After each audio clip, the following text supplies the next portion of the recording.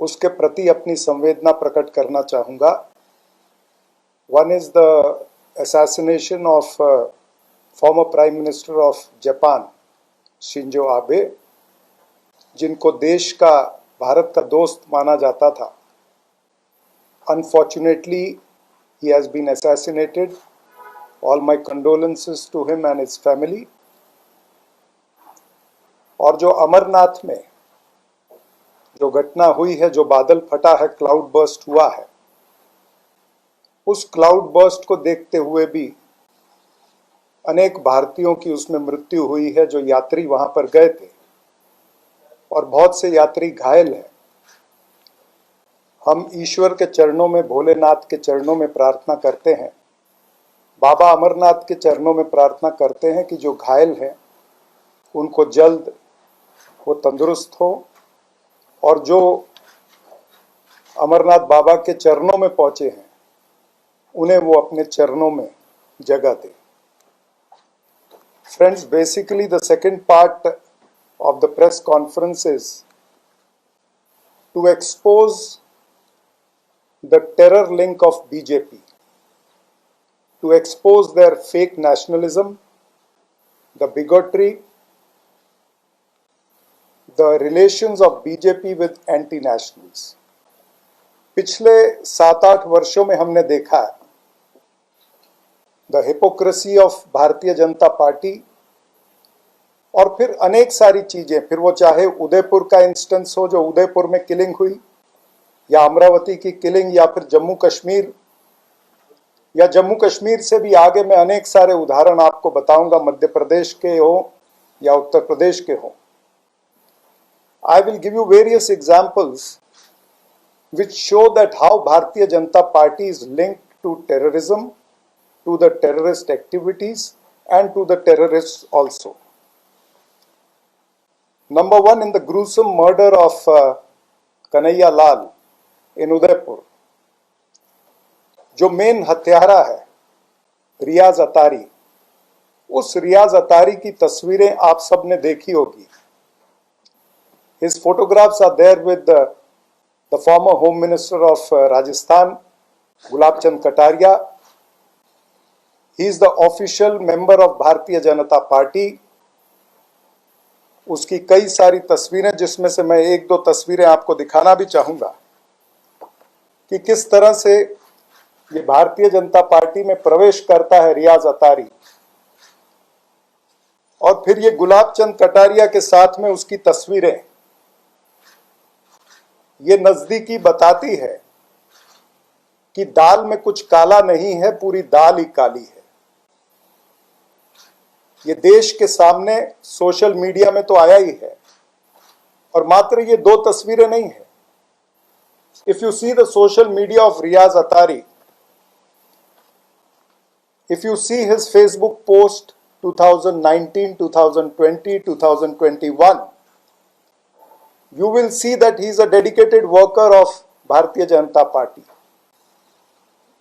He was also an employee in the factory of Mr. Atul Chandalia, who is the son-in-law of Gulab Chand Kataria. तो ये गुलाब चंद कटारिया, अतुल चंदालिया और रियाज अतारी के क्या relation है, क्या प्लानिंग हुई है? जब एनआईए इसकी तहकीकात कर रही है तो कांग्रेस पार्टी ये मांग करती है कि एनआईए गुलाब चंद कटारिया और ये अतुल चंदलिया की भी इंक्वायरी करे। इनकी इंक्वायरी क्यों नहीं हो रही है, ये कांग्रेस पार्टी प्रश्न पूछ रही है। अगर आप अमरावती का मर्डर देखें तो उमेश कोले, जिसको मारा गया, 7 लोगों को हिरासत में लिया गया है, लेकिन जो मेन मास्टरमाइंड है Mister Irfan Sheikh, he still absconding, and the entire social media is flooded that Irfan Sheikh or Irfan Khan, probably I am not sure whether he's a Sheikh or a Khan. Irfan Khan is a close associate of the Member Parliament of Amravati, Srimati Navneet Rana, and also her husband Ravi Rana. अब ये MLA और MP के नजदीक के लोग जो उनकी team में है, जो उनके लिए प्रचार करते हैं, ऐसे लोग हत्यारे बनते हैं, हत्या करते हैं। और एनआईए अगर जांच कर रही है तो एनआईए ने इनकी भी जांच करनी चाहिए, इनको भी इन्वेस्टिगेशन के लिए बुलाना चाहिए। And the whole world has seen Navneet Rana and Ravi Rana, they are close associate of Bharatiya Janata Party.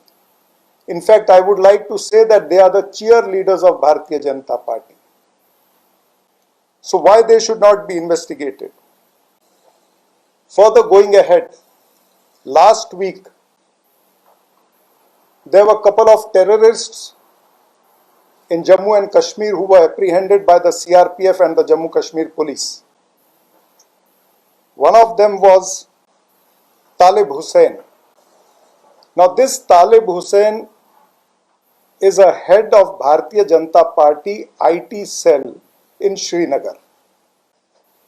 This Talib Hussain has a photograph with the Home Minister of the country, Amit Shah. As you all are aware that it's not easy to have a photograph with a Union Home Minister, because everybody, there's a severe security check before you meet the Home Minister.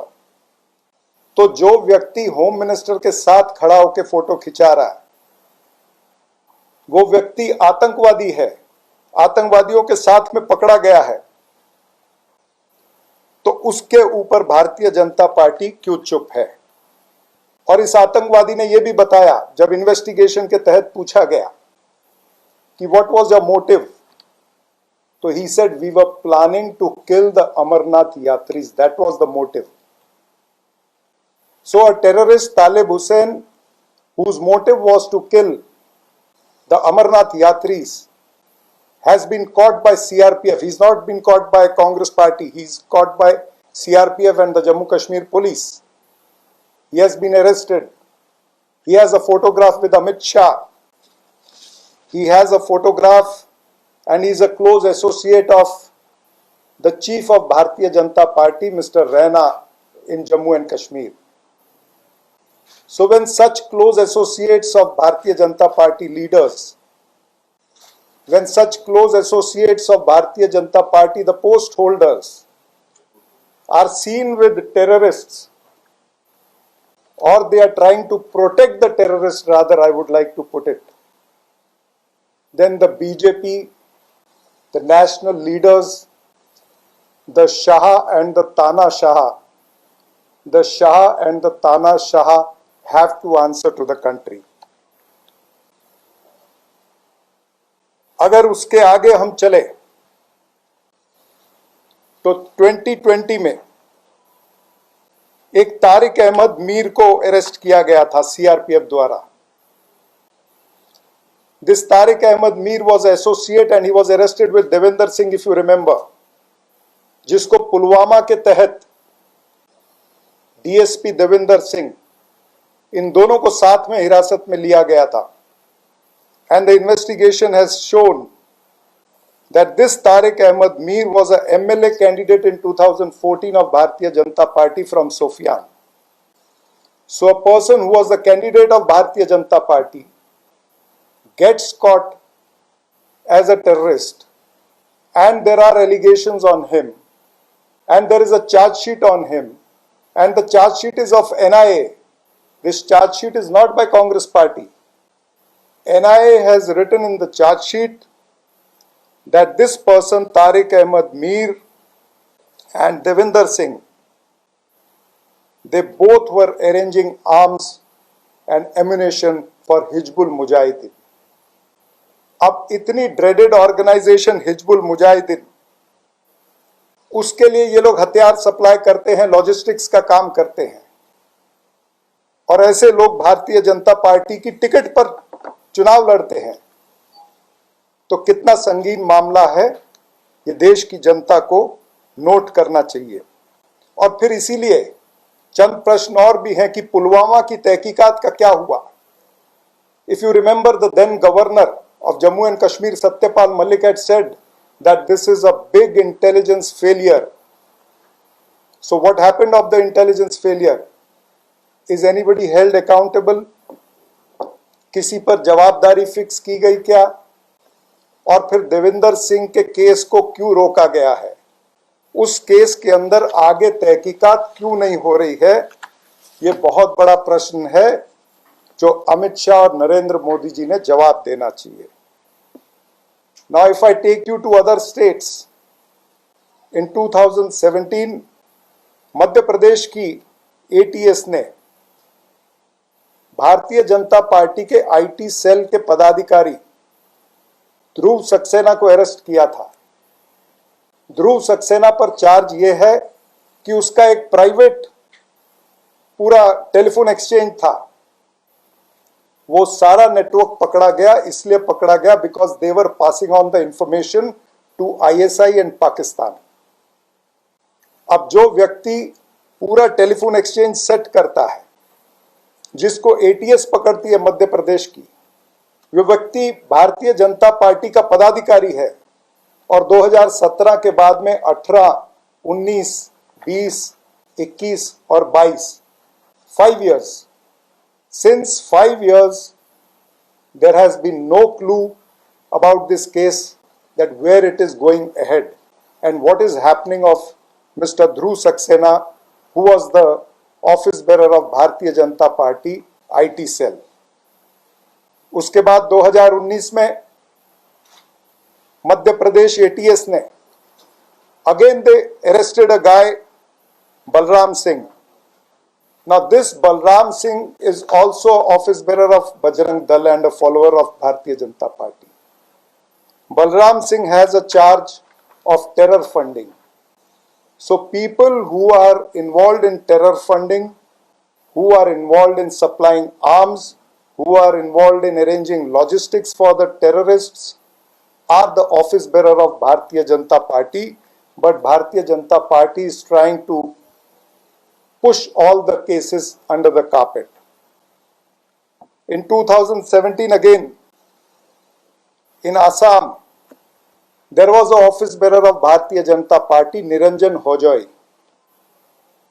This Niranjan Hojoi was also arrested by the Assam police, and you know what the charge was? The charge was to arrange logistics, and he was given life imprisonment. Life imprisonment by NIA court to Niranjan Hojoi, the office bearer of Bharatiya Janata Party, for terror funding and arranging logistics. But Bharatiya Janata Party leaders have never spoken, have never uttered a word on this issue of Niranjan Hojoi. Not only this, Bharatiya Janata Party has gone to the extent of helping people who are close associate to the dreaded terrorist Azhar Masood. Azhar Masood's protege, Mohammad Farooq Khan, he was given a BJP ticket from Ward number 33 in Srinagar in the Srinagar Municipal Corporation elections. Now, a person who's trained by Azhar Masood, a person who's a protege of the dreaded terrorist, is being given a Bharatiya Janata Party ticket to contest corporation elections. He is also associated with JKLF and Harkatul Mujahideen, the terror outfit of Jammu and Kashmir. Now after that, if you come to Mumbai, on 19 February 2021, Mumbai police had arrested a person of the name Rubil Jonu Sheikh. He is the president of BJP North Mumbai Minority Cell. Now a person who is the chief of Minority Cell of North Mumbai, that's a Lok Sabha constituency of Gopal Shetty in Mumbai. That person is caught by police because he is an illegal immigrant Bangladeshi. And he is also indulging into migration of other illegal Bangladeshis into Mumbai. That is a case on him. In 2015, when BJP formed the government with PDP, the whole nation has seen that Mufti Muhammad Saeed, who became the first chief minister that time, After his oath ceremony, he praised and he thanked Pakistan, he thanked separatists, he thanked even the terrorists. Not a single leader of BJP opposed him. Neither Narendra Modi or Amit Shah raised a voice against him. Later on, Mehbooba Mufti, who has said number of times, who has said that Afzal Guru is a patriot, Afzal Guru को जो देशभक्त कहता है उसको Bharatiya Janata party मुख्यमंत्री बनाती है और 3 साल उसके साथ सरकार चलाती है। और सरकार चलाते समय because they were under the obligation, तो उन्होंने क्या किया? उन्होंने ड्रेडेड मिलिटेंट मसरत आलम को छोड़ा, 10,000 पत्थरबाजों के केस वापस लिए और मेजर आदित्य कुमार पर एफआईआर हुआ। जब पठानकोट का हमला हुआ तो पठानकोट के हमले में ISI was called at Pathankot by Narendra Modi government. Bharatiya Janata Party gave a red carpet welcome to ISI. Bharatiya Janata Party, who talks about Beti Bachao, Beti Padhao in Jammu and Kashmir during the government of BJP and PDP. Asia Andrabi, who has links with militants, who has links with ISI, who has links with Pakistan. Asia Andrabi's photograph was on the poster of the government promoting Beti Bachao, Beti Padhao, and no BJP leader objected to that. उस समय अगर आपको याद होगा तो 16 मई 2018 को unilateral ceasefire हुआ, यानी एक तरफा युद्ध विराम। हमेशा एक तरफा युद्ध विराम या यूनिलैटरल सीजफायर कब होता है? 2 देशों की आर्मी के बीच होता है। 70 साल के इतिहास में पहली बार भारत की सरकार ने सीजफायर किया, भारत की आर्मी के बीच में और मिलिटेंट्स के बीच में। कितने शर्म की बात है, जो भारतीय जनता पार्टी को जवाब देना चाहिए कि ये उन्होंने क्यों किया। और फिर बात करते हैं राष्ट्रवाद की, राष्ट्रवाद का पाठ पूरे देश को पढ़ाना चाहते हैं। दाऊद की वाइफ 2016-17 में 4 मर्तबा वो महाराष्ट्र के अंदर आई है, जब राज्य में भी इनकी सरकार थी और केंद्र में भी इनकी सरकार थी। तो भारतीय जनता पार्टी की सरकार ने ये उत्तर देना चाहिए कि जिस दाऊद के नाम से उन्होंने चुनाव जीता, जिस दाऊद को अपने प्रचार तंत्र का माध्यम बनाया, the way they campaigned in 2014, 2019 and on various occasions of assembly elections on the plank of Dawood Ibrahim, getting Dawood Ibrahim within 100 days to India. They could not get Dawood Ibrahim, but they invited Dawood's wife 4 times in 2016 and 17. Where was the intelligence of the central government? And not only this, BJP has a legacy of supporting extremists. If you remember, during Vajpayee government, 4 dreaded terrorists, Azhar Masood, Mushtaq Zargar and others, they were accompanied by External Affairs Minister Jaswant Singh and the current NSA Ajit Doval. Both these people accompanied the terrorists to Kandahar in Afghanistan. Yani, they gave a green channel. एक green channel exit उस समय दिया। और अनेक चीजें अगर coat करने जाएं इनका इतिहास, क्योंकि मैंने लेगेसी की बात की है, तो Nathuram Godse, the follower of RSS, was the killer of Mahatma Gandhi. I would term him as the first terrorist of independent India. Pragya Thakur, she's a member of parliament, but she's involved in Malegaon blast case. Prasad Purohit, again into Malegaon blast case, supported by BJP and RSS. तो कुल मिलाकर के जितने भी उदाहरण मैंने दिए हैं, I wish to say कि बीजेपी ने अपना ये जो फर्जी राष्ट्रवाद है, फेक नेशनलिज्म है, इसका पाठ देश की जनता को पढ़ाना बंद करना चाहिए। झूठ के आसरे पर बीजेपी यानी भारत की झूठी पार्टी, झूठ के आसरे पर आप लोगों को गुमराह करके सत्ता में आते हैं। It seems that BJP is not working for development but destruction of the nation by creating unrest through communal mischief. BJP seems to be a entitled bigot. Entitled bigot is the word which I would like to give it to the BJP. And if we again term BJP, it can be termed as Bharat Jalao Party, who wants to keep the pot of communal divide and enmity boiling. और यही हो रहा है देश के अंदर।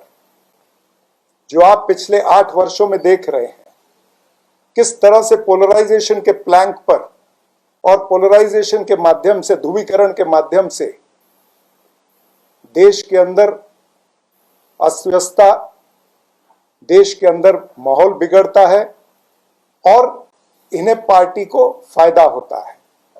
यानी जो कहते थे कि दल से बड़ा देश, उन्होंने रिवर्स कर दिया है, देश से बड़ा दल।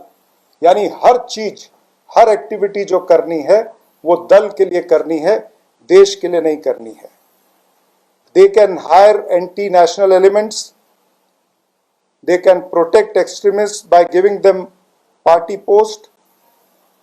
The muscle and money power is being grossly misused. और इसलिए आज ऑल इंडिया कांग्रेस कमेटी पूरे देश के अंदर 22 जगह पर प्रेस कॉन्फ्रेंस करके हमने ये भारतीय जनता पार्टी का पर्दाफाश किया है, उदाहरणों के साथ में, तस्वीरों के साथ में, कि देश के शाह और तानाशाह को इसका उत्तर देना पड़ेगा। देश की जनता आपको सवाल पूछती है, देश की जनता आपको सवाल पूछती रहेगी और आपको you need to come clean on this. Thank you so much. If there are any questions on this very subject, I'll answer that.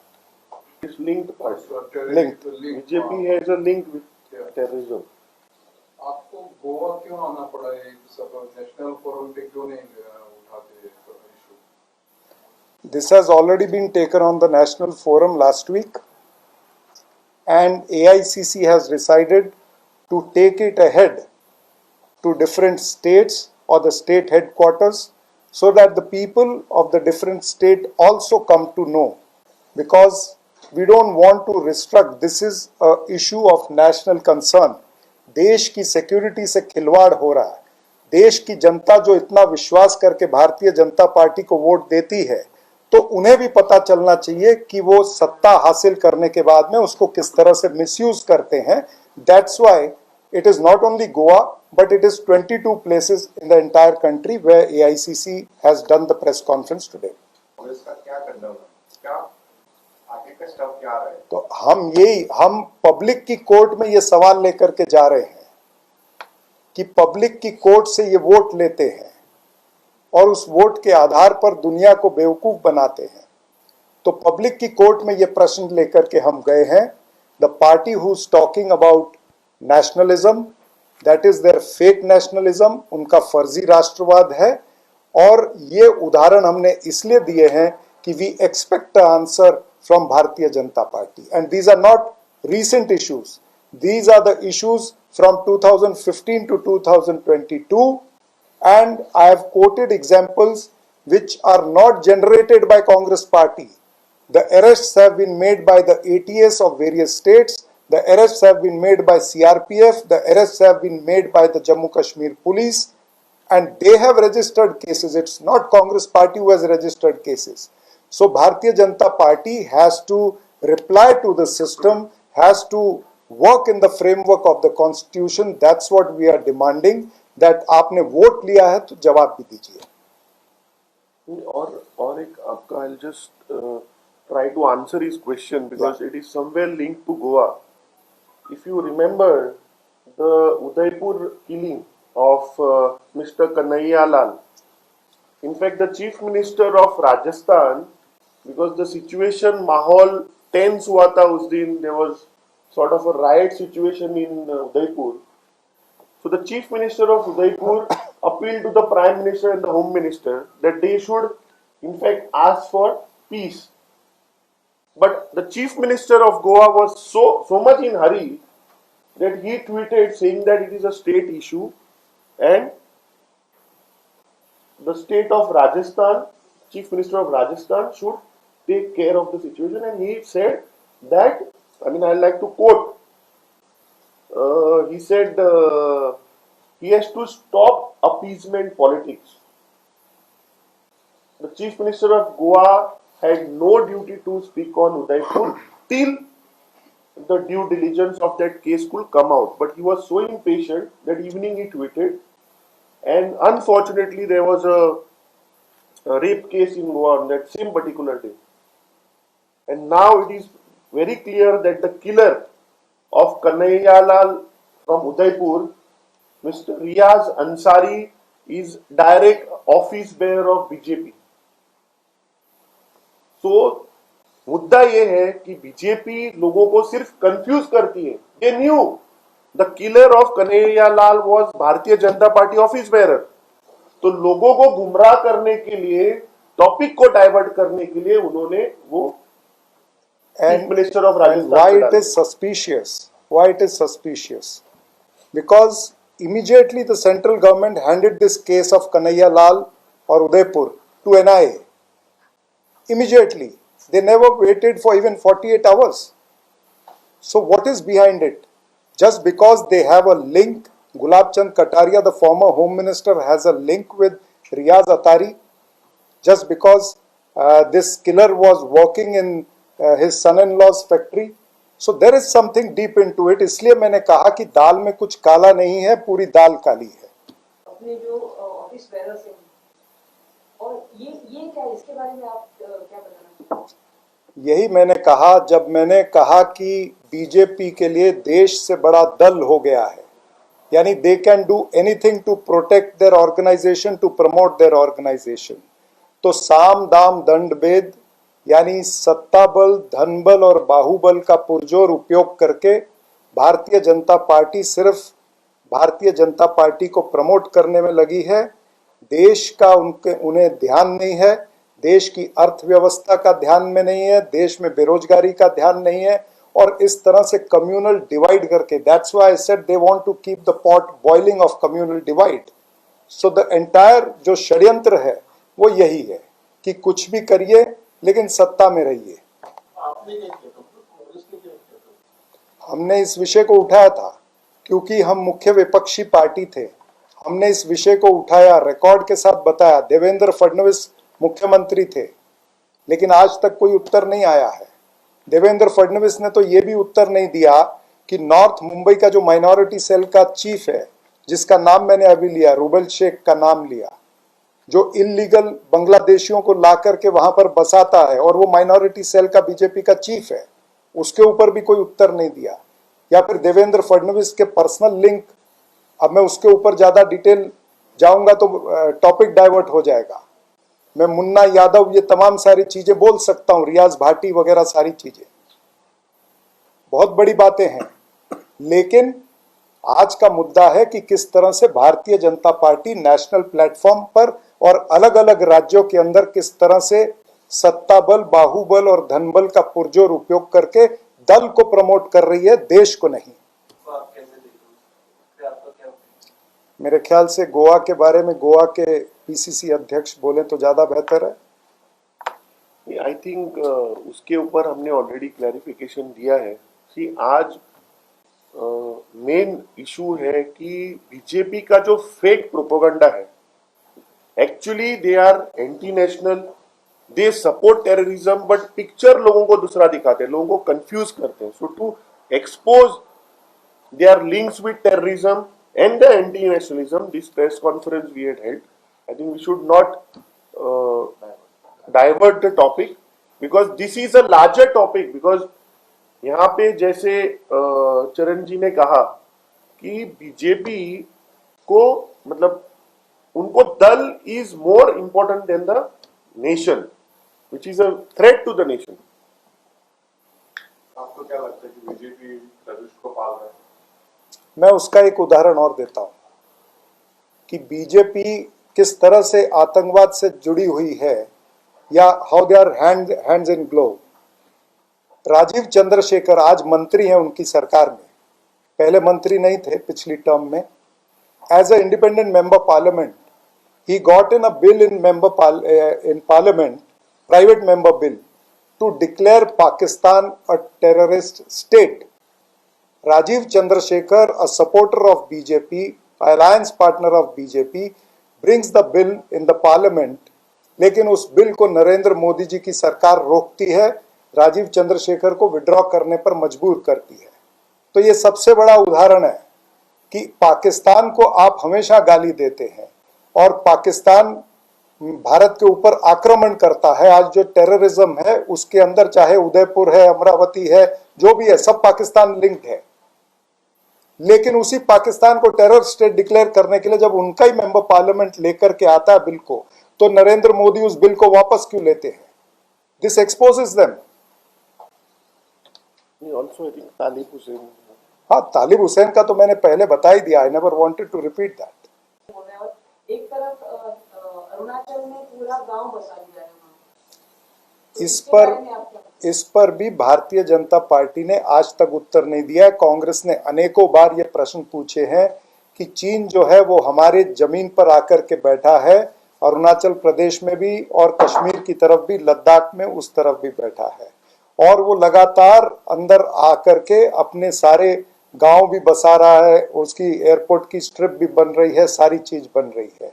लेकिन बीजेपी इस पर उत्तर नहीं देती है। यहाँ तक के कल की खबर थी कि लद्दाख में उनके हवाई जहाज जो हैं वो लद्दाख के ऊपर से भी गए हैं, और कई बार हमने देखा है कि उत्तराखंड में चामोली डिस्ट्रिक्ट तक उनके जो सेना के लोग हैं या जोशीमठ तक उनकी सेना के लोग आकर के जाते हैं, ऐसी खबरें हमेशा आती है। So BJP is soft on China, and you rightly said कि ये अगर एक तरफ ये कहते हैं कि लाल आंखें दिखानी है, लाल आंखें तो ये दिखा नहीं पाए हैं, क्योंकि चीन जो है उसके साथ ट्रेड, हमारा ट्रेड देखेंगे तो पिछले 3 साल में और ट्रेड बढ़ा है। ये उनके ऐप बैन करते हैं, वो हमारा मैप चेंज करते हैं, वो हमारा मैप चेंज कर रहे हैं, ये ऐप बैन कर रहे हैं। तो ये ऐप बैन करने वाली सरकार है जिसमें कोई ताकत नहीं है।